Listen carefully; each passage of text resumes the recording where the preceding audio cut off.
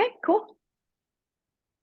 Welcome to the Artist Spotlight for Run Radio. My name's Trina Wilcox. Our guest today is Mabel Laine. Welcome. Hi, thanks for having me. Yes, I'm glad you're here. You've been doing music for a long time, and you've Mhm. kind of, like so many people who are artists, especially, kind of have it evolves and transforms throughout when you learn more Mhm. or you feel a certain way. So, can you kind of tell me how your music has changed?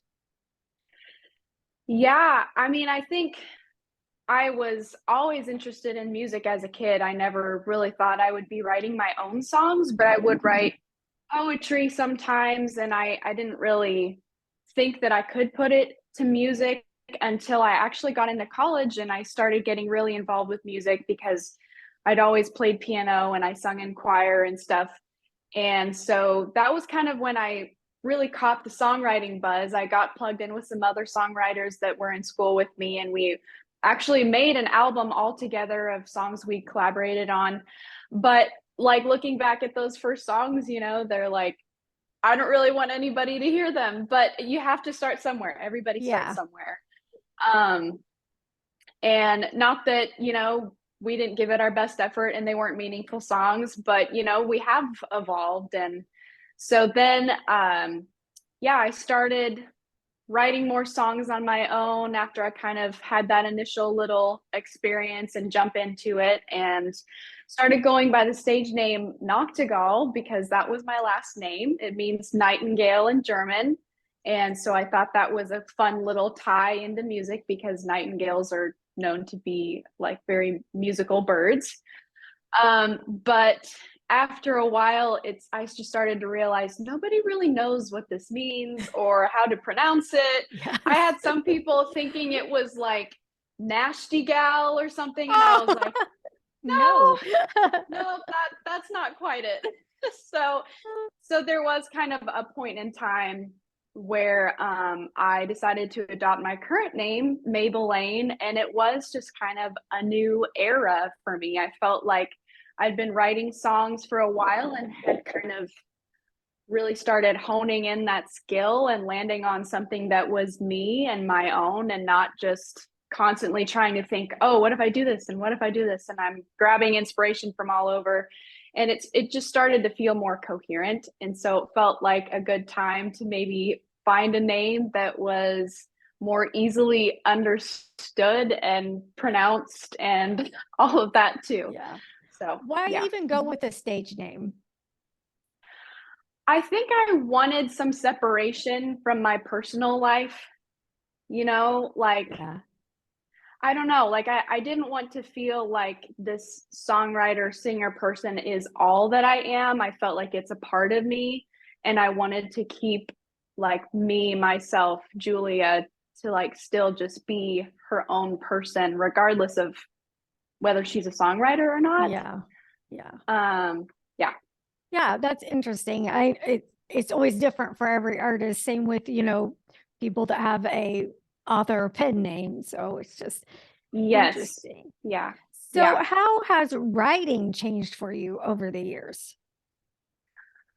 Writing has Um, that's a good question. I think I've always written to just kind of express my own inner world. Because I'm not always super quick on my feet, like thinking. And so I feel like songwriting is the opposite of that, where I get to sit down and I can really hone my thoughts and the words and what I'm feeling, and not feel like I'm just gonna like mess it up or make it confusing. Like I can think about it and I can turn it into something beautiful rather than just it being this, big water fountain, of emotions coming out. Like I can turn it into something beautiful. So that's why I started writing, kind of to put those emotions into words. And then I realized that a powerful thing about writing is also connecting to other people.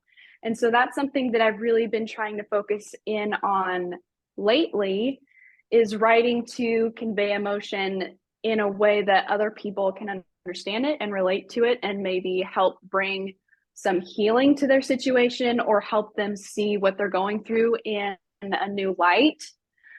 So that's kind of the why. And I feel like it's also just fun to make songs that people can just have a good time and dance along to, and kind of just get your mind off of the everyday also. How would you describe your genre? I feel like it's a lot of pressure for an artist to feel like they have to pick a lane, but Yes. how Yeah. would you describe it? I've really kind of described it as indie pop for a long time. And like it is so hard to just really nail it down, because then as soon as I say indie pop, I'm like, well, there are a lot of rock influences in it too. So is it indie pop rock? Is it alternative indie pop rock? And then your name just gets too long. But yeah, that's kind of the route that I'm going. I'm really inspired by 70s and 80s. Like once I discovered Stevie Nicks songwriting, that's when I kind of started to see songwriting in a new light. Like I grew up in an era where it was pop stars or punk pop, pop rock, and they were fun songs, but they didn't always necessarily convey like really deep emotions, or they weren't always super poetic. And so I started reaching into some of this older music that was just like so raw and real. And yeah, that's and of course I started adopting some of those musical influences too. I love the real instruments. I started to realize how cool it is. I think lately a lot of things are programmed and they're tuned and they're timed. And going back into the older stuff before they had all of that technology to touch things in afterwards, I realized people had to hone their craft so much more diligently, and they had to be so much more ready to perform and not need anybody else to touch it up for them. And so I Yeah. really admire that. And that's kind of what I'm striving for with my own music. And my husband is a big part of that too. He's really encouraged me that direction. He's like, it's so much more meaningful when it's human. Yeah. And so that's what we're really going for. Good. When you have written stuff, how many times have you written something, put it down, and then had to come back to it? Like, and I Uh, mean like a while. every time. Okay. I think Yes. that's great for people to hear. Yes. Sometimes you can Mhm. knock something out. What's the fastest you've knocked something out? Maybe a couple of days. There Okay. have been times where I would say all of my favorite songs, they just kind of came into being. It almost didn't even feel like I was the one writing it. And I truly do believe that music comes from God. And so I feel like in those moments are kind of his gifts and his blessings at times. And but sometimes you do just have to put your feet to the ground also. And you just have to work it out even when you don't feel inspired anymore. But yes, sometimes it does happen where you're just inspired and it comes together.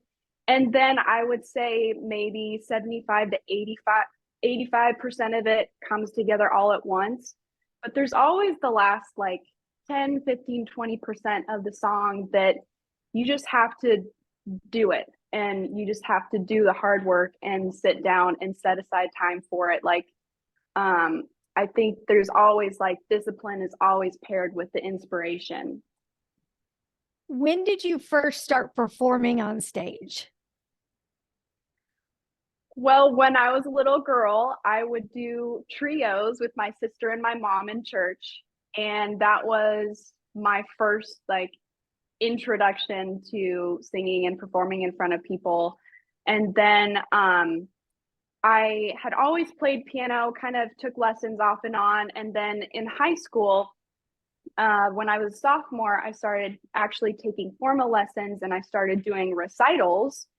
And so that was a huge jump for me, because for some reason playing piano was even more nerve-wracking than it was just singing with my mom and my sister. And so that's when I started to like practice actually calming the nerves and calming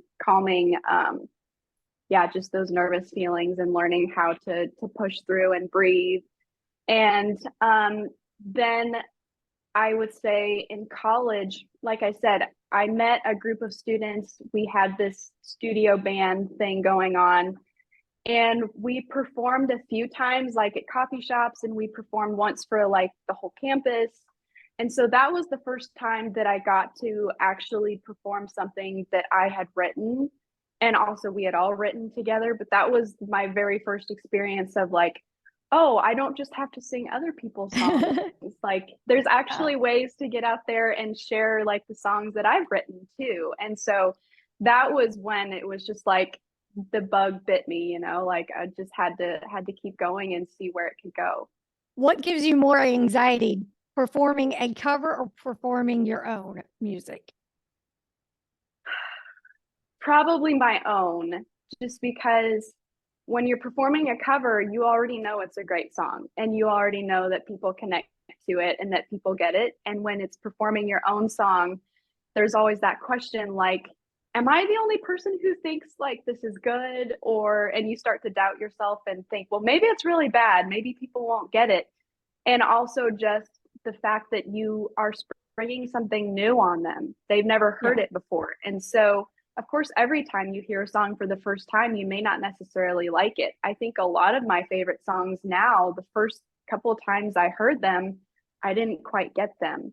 But it was when I gave them a couple more chances and really started to pay attention to the meaning behind them that I started to really appreciate them.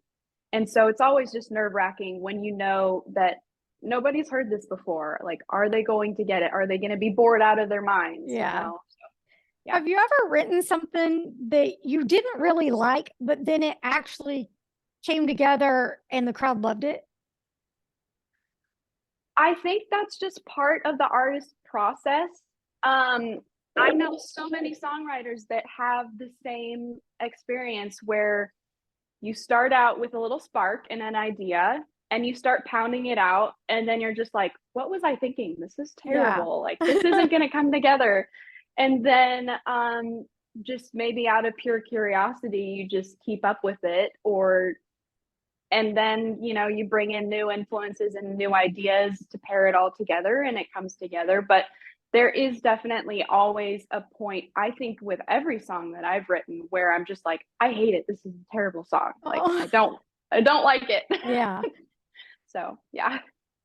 Do you still get a little bit of stage fright? And if so, how long does it take you to finally kind of shake it out and get comfortable with the crowd?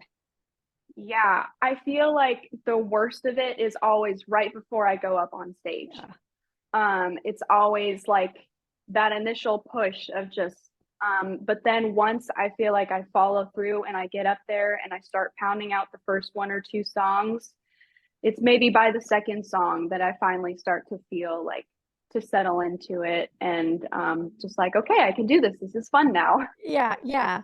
Do you have any techniques that you do to kind of calm yourself or just jazz yourself up? Um, I mean, I do just try to breathe deeply. Yeah.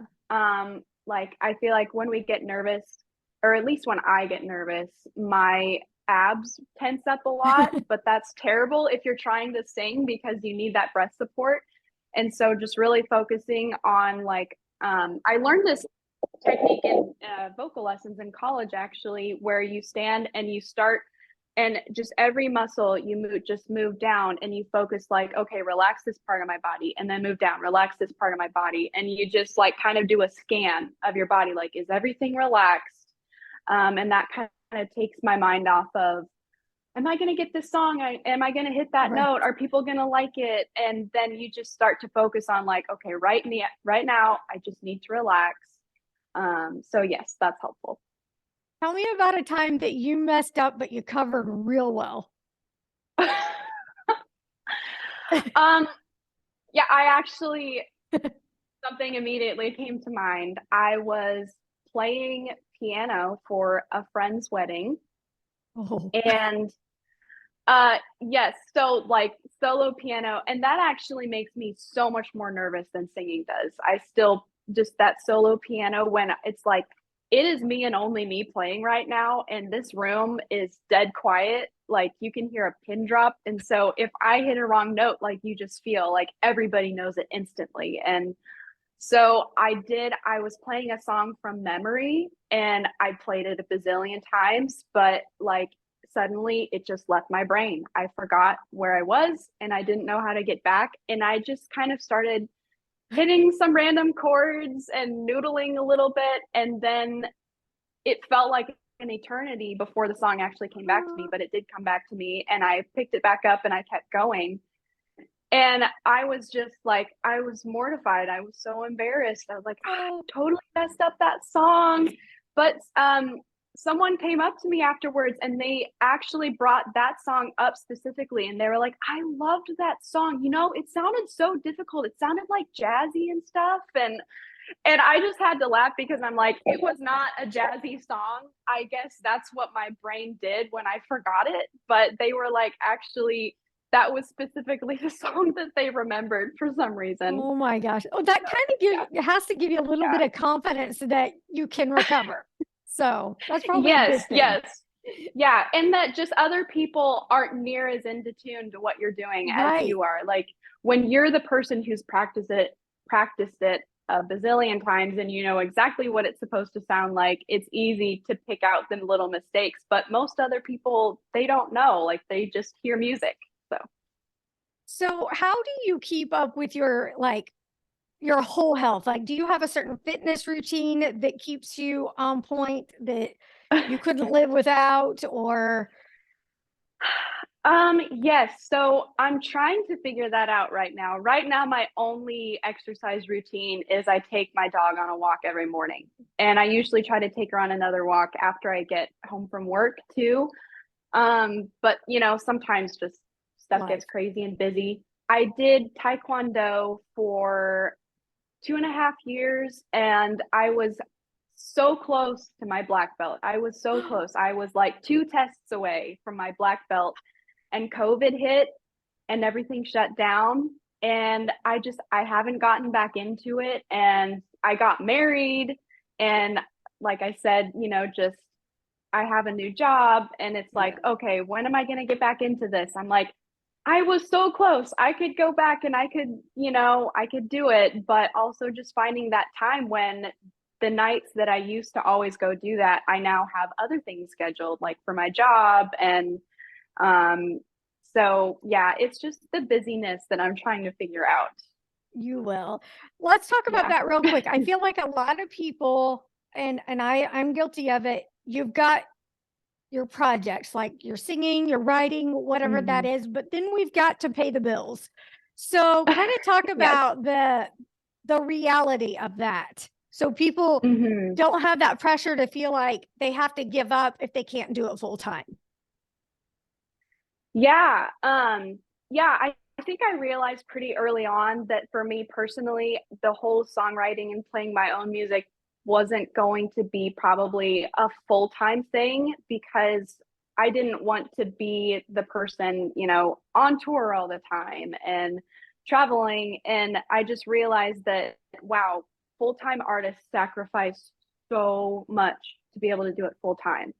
And so I have been trying to find that balance of like, it is my passion and it's what I love to do, but also I love having a healthy family life. I love being with my husband and I have stepkids and I have a dog and I have family that I'm trying to be with. And so yeah, the paying the bills, I am so blessed to have a wonderful, wonderful job as a worship leader at a church here in Springfield, Glendale Christian Church. And so my work week is Sunday through Thursday.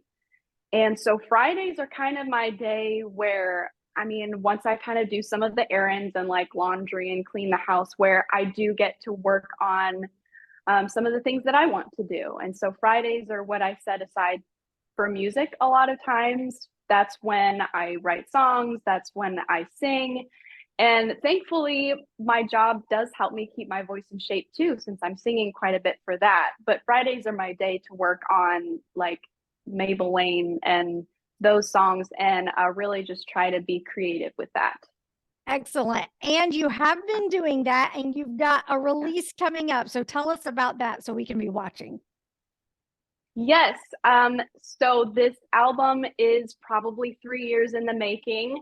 I've picked out a few singles that I've released over the last year from this album, and we're just doing the last little touch ups. I think I'm going to have about 13 songs on it. Um, and yeah, it's just fun. It's kind of nerve wracking to be finally putting it out in the world, but I'm also so ready. Like, I've had these songs on my phone for so long, and I've been listening to them, and we've been perfecting them and tweaking them. And yeah, I'm excited. I'm thinking late summer, early fall, we'll be putting it out, and um, plan a release party is my hope. I'm still working out details on that, but yeah, I hope to be able to have a show where we can just invite everybody to come out and hear all of these songs that we've worked hard on. And when I say we, I mean my husband Jeff. He owns Studio 2100, and so he produces the songs. Well, we co-produce a lot, but I mean it's really mostly him because he's, just got the ear for it and the experience. And so I really do feel like it is our project. He has guided me and helped me hone the craft and given me such good advice as I've moved along. And so, yeah, I'm excited to put that out and just let everybody hear what we've been working on. Sounds great. Where can people go to learn more? Yes. So I'm kind of working out the social media thing, trying not to get wrapped up in it. So right now I'm really trying to direct people to my email subscription list. It's a great way for me to be able to communicate with people and not get lost in the algorithm all the time. So I have a website, Mabel Laine Music, or actually it's just mabellaine.com. And I have links there to listen.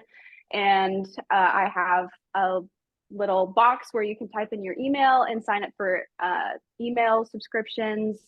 And of course, all of the digital platforms, Spotify and Apple Music, you can follow my artist profile and it'll give you a notification when new songs are released.